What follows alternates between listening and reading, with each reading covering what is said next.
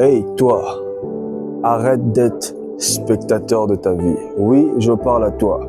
Il est l'heure que tu prennes conscience que ce n'est plus le moment que tu sois spectateur de ta vie. Oui, toi, qui sans cesse ne cesse de te comparer aux autres, de dire tout le temps, si j'avais ceci, si j'avais cela, si j'étais comme tel, si j'étais comme telle personne, si j'avais un père qui avait ceci, si j'avais une mère du moins qui avait cela, certainement que je ne serais pas la personne que je suis aujourd'hui. Écoute-moi bien, telle personne peut avoir ceci, telle autre personne peut avoir cela, telle personne peut être ceci, telle autre personne peut être cela, mais ça ne veut forcément pas dire que c'est ta personnalité ou encore cela irait ou encore va te convenir. Lorsque nous prenons l'histoire de Jésus, nous remarquons une chose. Jésus a choisi 12 disciples. Et dans les 12 disciples, chacun avait sa personnalité, chacun avait sa vie, chacun avait du moins quelque chose de spécifique.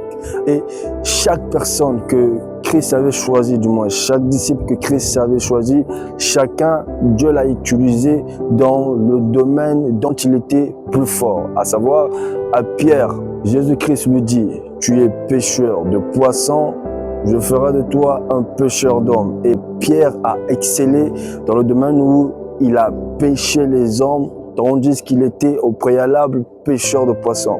Je te dis tout le temps, constamment, que si j'avais telle chose, si j'avais telle chose, si j'étais telle personne, si j'étais telle personnalité, certainement que ma vie ne serait pas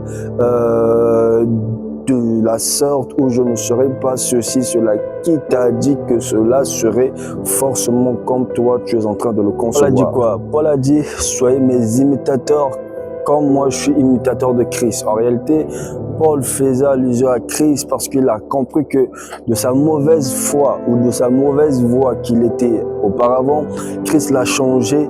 Et lorsqu'il a examiné la personne de Christ, Christ l'a donné l'envie d'être une bonne personne parce que Christ lui-même au préalable était une bonne personne. Et lorsqu'il a reçu Christ comme Seigneur et Sauveur, il a compris que cette personne était assurément une personne dont je devais marcher, dont je devais m'inspirer la vie afin que je sois une bonne personne.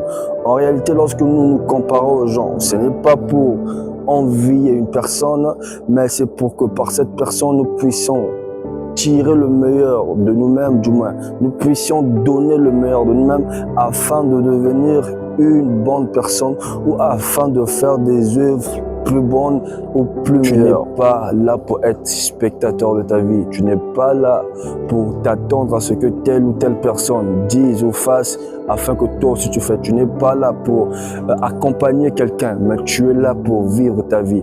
Alors, prends conscience de qui tu es.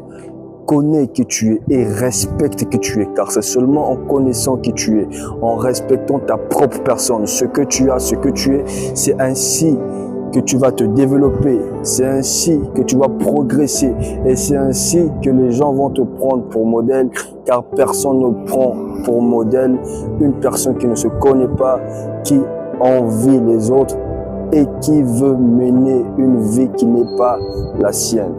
Que Dieu te bénisse et que Dieu t'aide à connaître qui tu es, du moins la mission qu'il t'a envoyée sur terre, afin qu'à compter de maintenant, tu sois et tu donnes le meilleur de toi-même pour que tu puisses vivre l'épanouissement total en Jésus-Christ. Sois béni. Shalom chez toi.